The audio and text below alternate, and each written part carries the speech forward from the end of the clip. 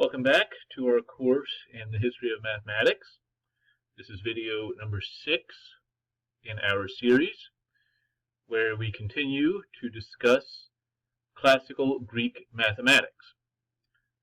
In our last video, we went over an important proof where the conclusion was that the square root of 2 is not a rational number. Now, you'll remember from your reading that the Pythagoreans had a philosophy that the system of whole numbers could describe everything in the universe.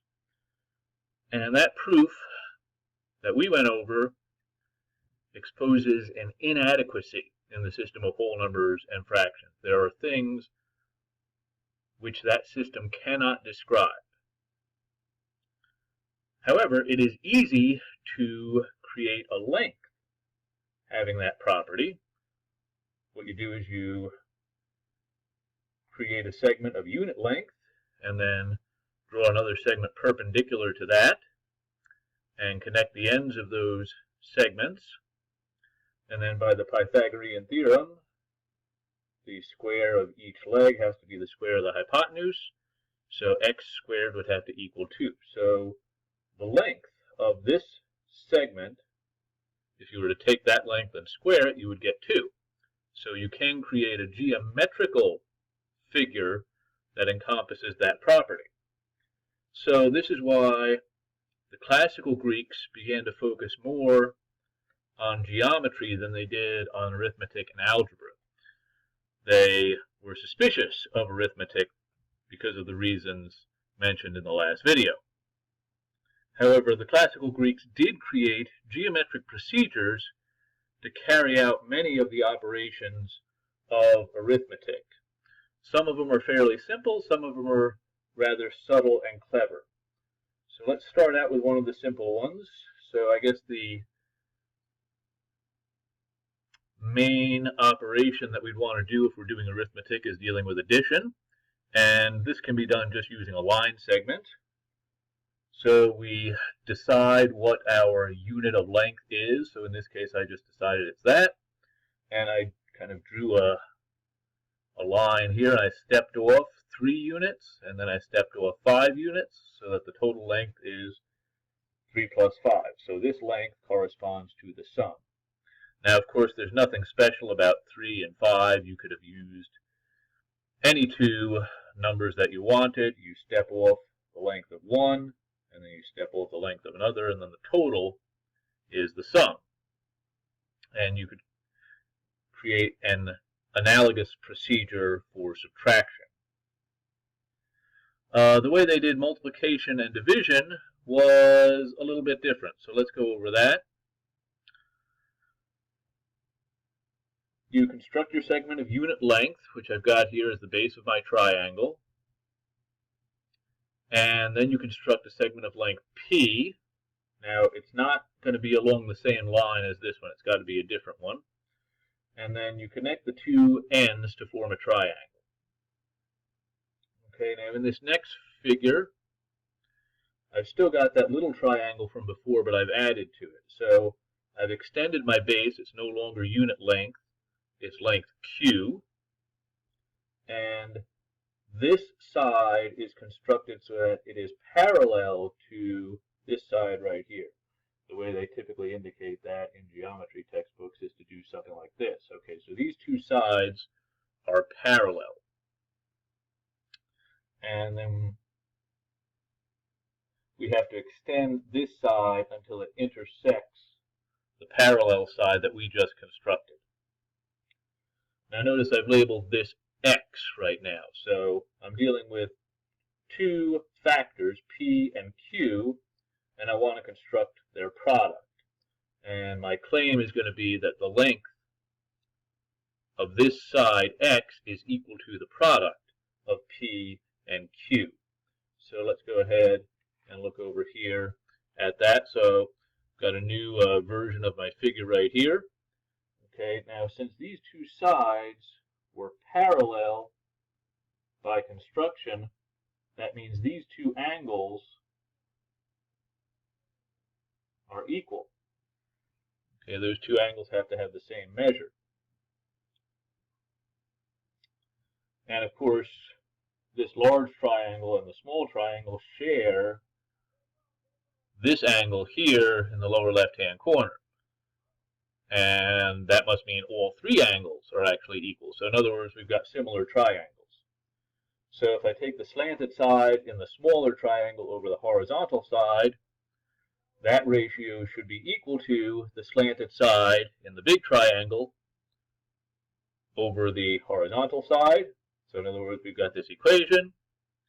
And if we solve for x, we get that x has to be equal to the product, p times q. So that's a very clever way to construct a segment that has a product as its length. There's a similar procedure for constructing a quotient as well. You can't always rely on the counting procedure with the lines to do this. So this procedure of using the triangles really is necessary. And the last thing I wanted to discuss about the operations of arithmetic that the Greeks would do using geometric constructions is square roots. Now this involves a somewhat more complicated construction, and we would expect that to be the case. Addition and subtraction are the simplest operations of arithmetic, and they have the simplest constructions. You can do those with just a line. Multiplication and division, they're a little more complicated, so their constructions are a little more involved. And square roots, of what we've looked at so far, square roots are the most complicated idea, and they have the most complicated construction. Okay, so we start out with a segment of unit length, so this is the part of the picture that I drew first. And then we extend that so that we have p additional units, whatever p is. It can be any number that we want. So we have our 1 unit, and then we have p units over here.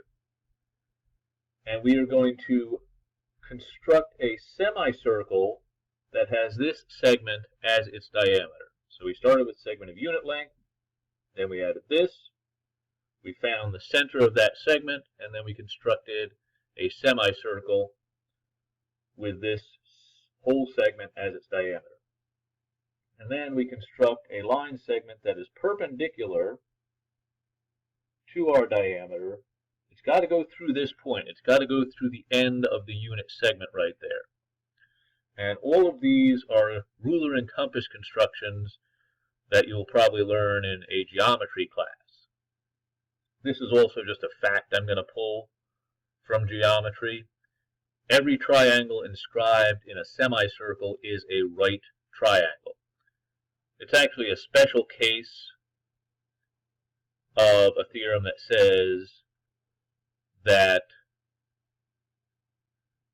every angle inscribed in a circle is 1/2 the corresponding central angle. In this case, the central angle is 180, so the inscribed angle would be half of 180. In other words, it would be a right angle. Okay, so let's go over here and kind of continue our work with this figure. So we actually have 3 triangles in the mix here. We've got one big right triangle, and then we have these 2 smaller triangles. Now, using that fact from before, these 2 angles have to add up to 90 degrees. In other words, they must be complementary angles. Now, since we constructed this vertical segment to be perpendicular to this horizontal segment right here, we have a couple of other right triangles. So we know angle 1 and angle 2 are complementary. But of course, since the angle sum in any triangle must be 180, and that's 90 right there, angle 2 and angle 3 are also complementary. So we've got these 2 facts right here, and we can use these in combination to see that angle 1 has to be equal to angle 3. And we could also do that for angles 2 and 4. We could do an analogous argument. So these 2 triangles are similar. So we can set up some ratios here. to help us figure out what this length x is about. So let me do some things here. I'll take the smaller of the two triangles. I'll take the short leg over the long leg. So that's 1 over x. Now, since that is similar to the larger of the two triangles, now here I took short over long, so in the larger triangle I'll have to take short over long. So this ratio has to be true. And if we follow this through, that must give me that x equals p squared, or, if you like, in modern notation, x would have to be radical p. Okay, so we constructed a segment of length square root p, whatever p is. And I would note that we actually need this construction because we can't always do the right triangle business. For example, at the beginning of this video, we talked about a segment that had length radical 2, and we created that as the hypotenuse of a right triangle. But I don't think you'd be able to do that for something like radical 7. Okay, I don't think we could find two squares such that when you add them up you get 7. So you'd need to do something like this to get the square root of 7. So that's how the Greeks would view the operations of arithmetic. They would interpret them geometrically.